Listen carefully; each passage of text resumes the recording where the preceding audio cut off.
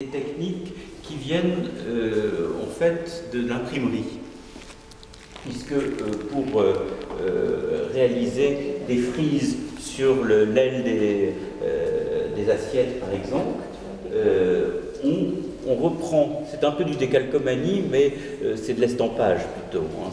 C'est beaucoup plus difficile, et d'autant que quelquefois, je vous ai parlé du retrait après cuisson, il faut faire en sorte que les décors ne se juxtaposent exactement, et la taille n'est pas toujours la même, si vous voulez. Donc il faut que ça tombe juste, et là, on a ce travail d'une minutie extraordinaire. Donc vous avez aperçu, vous voyez cette trace-là, il y avait une tasse à café sur laquelle vous avez vu deux traits noirs, c'est un peu vous voyez, voilà, pour arriver à faire quelque chose qui soit parfait. Alors, vous avez ici, alors ça c'est une de nos richesses, toutes les couleurs sont réalisées dans notre laboratoire ici. Il y a à peu près une palette de 1000 couleurs, 100 pour le grand feu et le reste pour le petit feu avec une variété, puisque le grand feu ce sont plutôt des oxydes, si vous voulez. Donc c'est moins varié, et en revanche pour le petit feu, alors le grand feu ça va jusqu'à 1400 degrés, 1380 degrés, quelque chose comme ça, et le petit feu c'est 980 degrés, c'est moins de 1000 degrés.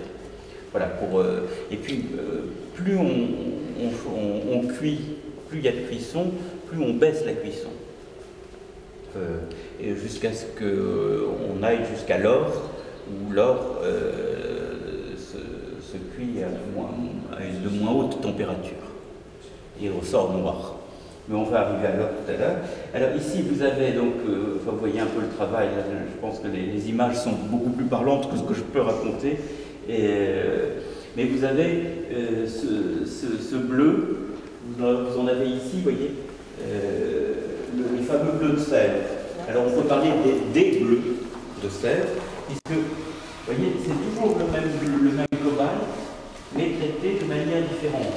Donc vous avez le bleu le plus clair qui est presque gris, il n'y a qu'une couche.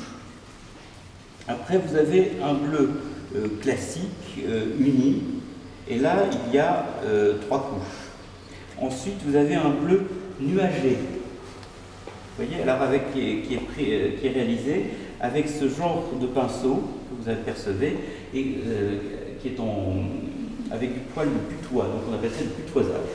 Enfin, il y a plein de termes comme ça qui sont amusants. Et après vous avez un bleu qui est un peu marbré, vous voyez, qui imite le marbre. Alors là aussi il y a un autre type de pinceau pour arriver à ce résultat-là. Et enfin vous avez celui-ci qui est un bleu nuagé mais avec de l'or. Donc vous apercevez quelques taches d'or. Et là, vous voyez les palettes sur lesquelles, avec lesquelles les peintres ou les décorateurs d'or travaillent. Et l'intérieur, regardez l'intérieur de la petite tasse, d'abord la délicatesse du décor extérieur, parce que tout ça est peint à main levée, hein, bien sûr. Alors pas les décors à l'or, mais quand l'or sort du four, il est noir. Donc après, suivant que vous souhaitiez de l'or mat ou de l'or brillant, vous travaillez avec soit de l'hématite, soit de l'agate, et vous brunissez, c'est le terme exact, c'est-à-dire vous frottez en fait, et sans rayer, parce que sinon tout est fichu, et ça n'est pas de la feuille d'or. C'est de la poudre d'or. On va chercher nos lingots chez Madame la Banque de France et on les réduit en poudre.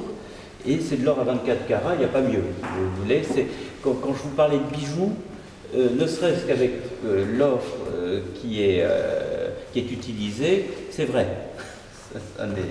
Ce sont des choses très précieuses. Et d'autant plus que la façon de le faire ajoute encore au prix. Et je dirais, ajoute d'abord. Parce que notre vraie richesse ici, c'est la qualité et le savoir-faire des personnes qui travaillent. C'est ça le vrai trésor. Alors, dans la manufacture elle-même, il y a 120